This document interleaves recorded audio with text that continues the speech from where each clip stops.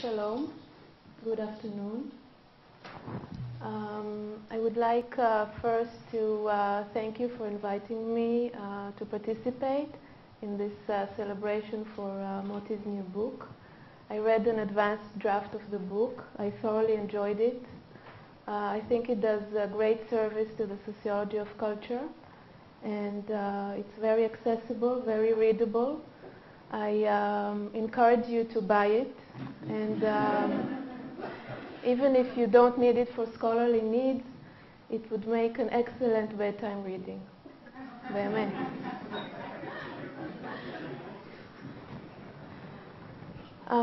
There's a chapter in the book that describes the literature on cultural distinction and cultural consumption, and the research I'd like to talk about today is part of this field.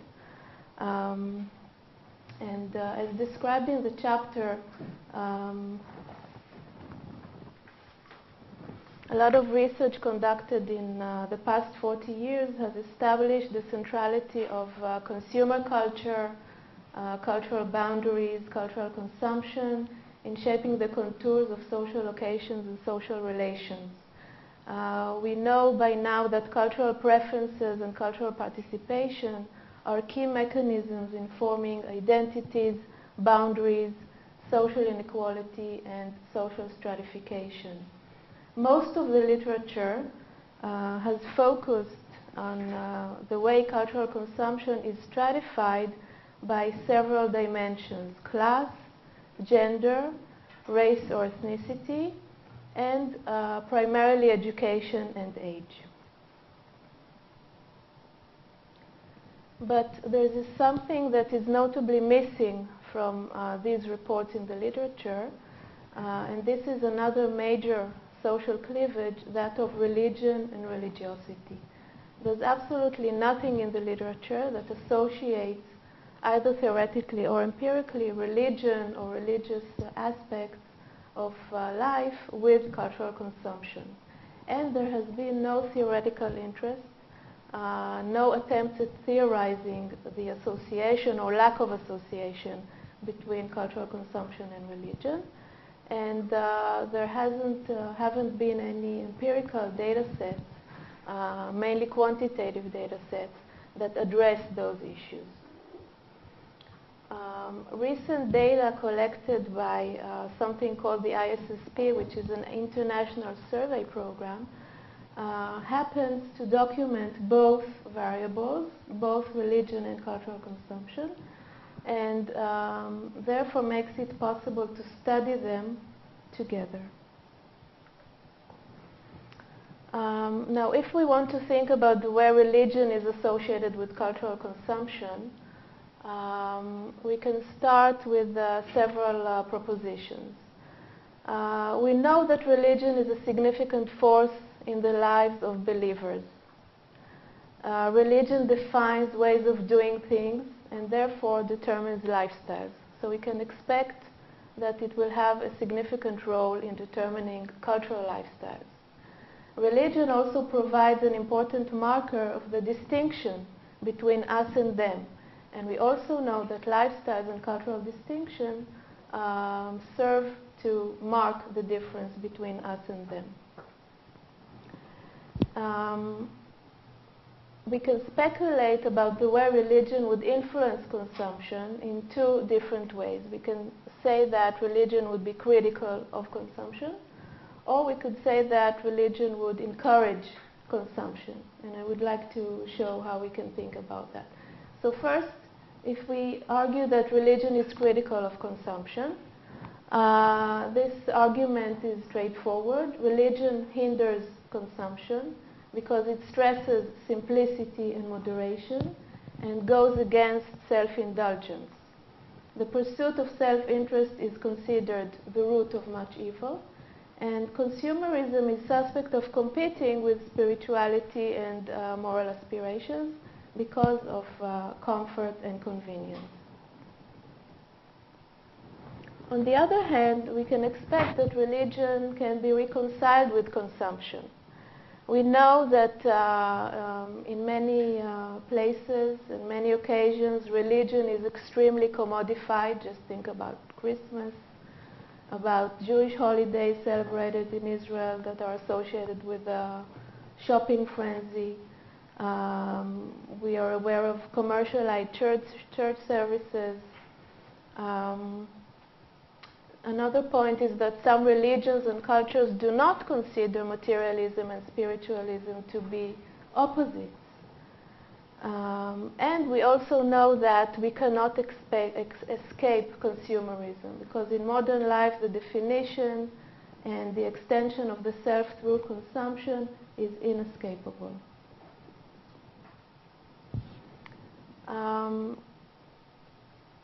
If we try to think for a second about the role of religion in contemporary society, we also have conflicting arguments.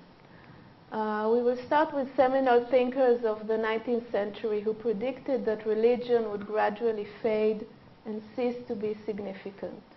And the belief that religion was dying indeed became the conventional wisdom in the social sciences during most of the 20th century. But during the last 2 decades, the secularization thesis has experienced a sustained challenge. The publics of advanced industrial societies have been moving toward more secular orientations during the past 50 years, but the world as a whole now has more people with traditional religious views than ever before. And this is because secularization has a surprisingly powerful negative impact on human fertility rates. And if we look around the globe, we find multiple indicators of religious vitality today. The continued popularity of church-going in the United States, the emergence of new spirituality, New Age spirituality in Western Europe, the surge of fundamentalist movements and Islamic parties in the Muslim world, the evangelical revival in South America, and so on and so forth. So this leads me to 3 very basic research questions. First, do religion and religiosity shape cultural consumption? A very basic question that has not been asked or answered before. Are religion and religiosity similarly meaningful across different cultural indicators? Different cultural indicators meaning both taste, preferences, cultural participation, cultural attitudes. And third, is there a systematic difference between countries in the relationship between religion and consumption? And does it follow a meaningful pattern? The data I used, as I said, is from the International Social Survey Program, Leisure Time and Sports Survey, that was conducted in 2007 and allows us to conduct a comparison of 30-some countries with country sample size of between 1,000 and 3,000 respondents. The cultural consumption variables that I used are varied, and I will give some examples. The main variables that I'll discuss today are active cultural voraciousness and passive cultural voraciousness. The concept of voracious cultural consumption, which my colleague Oriel Sullivan and I have written about, resembles cultural omnivorousness. Perhaps some of you have heard of it. And it refers to the extent of participation in various leisure activities and relates to both the range of those activities to reflect diversity and to the frequency of participating in them. So individuals who participate in a variety of cultural activities, highbrow, lowbrow, popular, and so on, and do that very often, get a higher score on this measure of active cultural voraciousness. So these measures include recording of going to the movies, attending cultural events, getting together with relatives and friends, going to the gym, attending sports events. And then there's a measure of passive voraciousness, which includes watching television, reading books, listening to music, and doing handicrafts. I also looked at a variety of other measures of cultural consumption, such as frequency of surfing the net, reading books, going to cultural association meetings, going away from home to holidays, and two attitudinal questions. Free time activities enable you to be yourself, and free time activities strengthen your relationships. And what I wanted to see is whether all of these indicators are at all associated with religion and religiosity.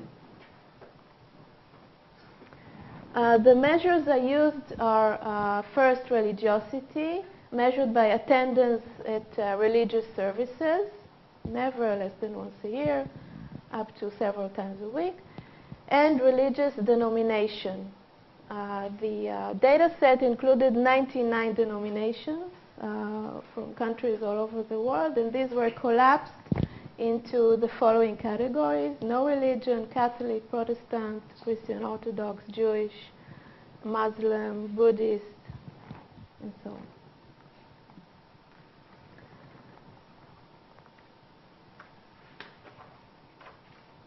Okay, here we can see the distribution of mean religiosity in each country, and this is just to make sure that the measure I used provides us with results that are very similar to other measures known in the literature, so we can trust this measure of religiosity, which is based on attendance at religious services. And Israel is right here, and Finland is here. So we have the Philippines, Mexico, Dominican Republic, and so on. High levels of mean religiosity in the sample, and the Czech Republic, Sweden, Uruguay, France, and so on at the bottom of the distribution. Okay. When I look at the association between religion and religiosity and cultural consumption, I have to control for all the other usual suspects that we know from the literature, which include gender, age, years of schooling, how many people live in the household, income, size of community, and a measure of occupational status or class. To make sure that the associations I find are not spurious and not due to the effect of these variables. Okay, and these are the results. What I want you to notice in this table that there are no numbers. And the lack of numbers means that religion is not significantly associated with the cultural consumption indicators that I just listed. Okay, there are hardly any significant coefficients. You have the list of countries, and you see that rarely we have a significant association between one's religion and one's cultural consumption practices. And the list of countries continues here, and again, the table is more or less empty, with occasional interesting findings that I will not talk about today. You see, for example, in South America, we have some significant differences between Catholics and Protestants, but I will not elaborate on that today. And the same for passive voraciousness, the other variable, the other main variable. Okay. So one conclusion already is that religion, the difference between Catholics, Protestants, Jews, and so on, is not related to cultural consumption. Question number 2, is religiosity connected to cultural consumption?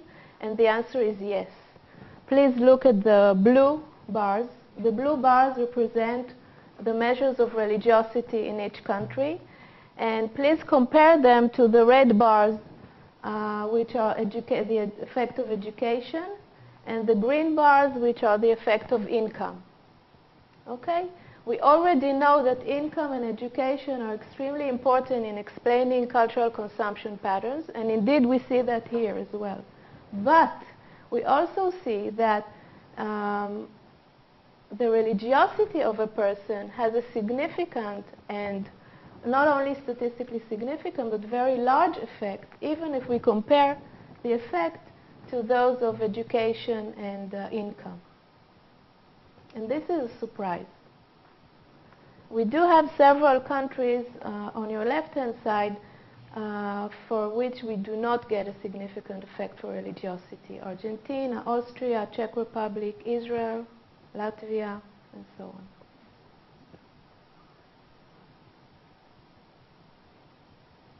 Okay, so net of the effects of age, education, income, place of residence, number of people, everything else, we have a very large effect of whether the person is religious or not in terms of going to religious services.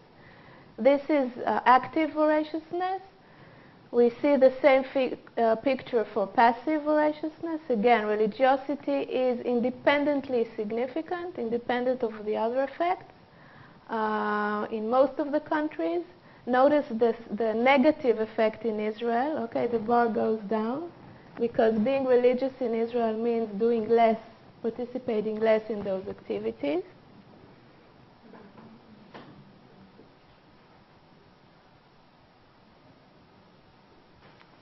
And here I do the same exercise, but this time instead of comparing religiosity to income and education, I compare religiosity to SEI, which is a measure of occupational status, which we can think of as class.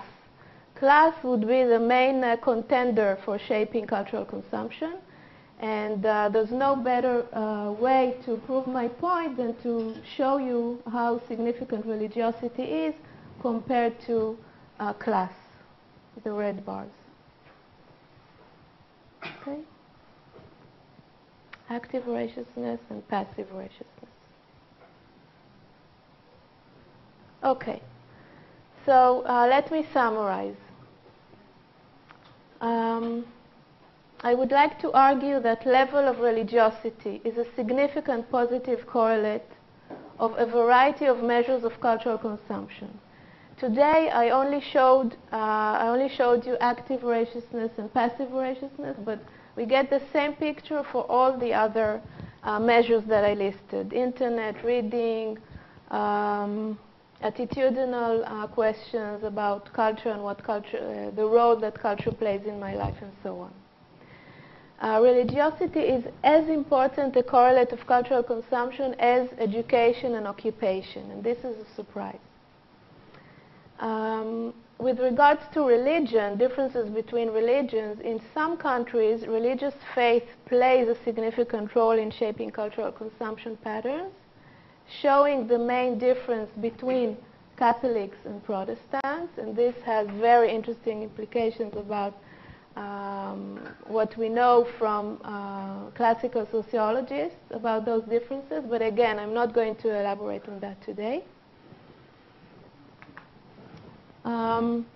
So what we need to do, I think, is to try to reintroduce religion into the study of cultural consumption. Bourdieu, in Distinction, that was mentioned before, said almost nothing about religion in the context of Distinction. He did write a lot about religion in other contexts.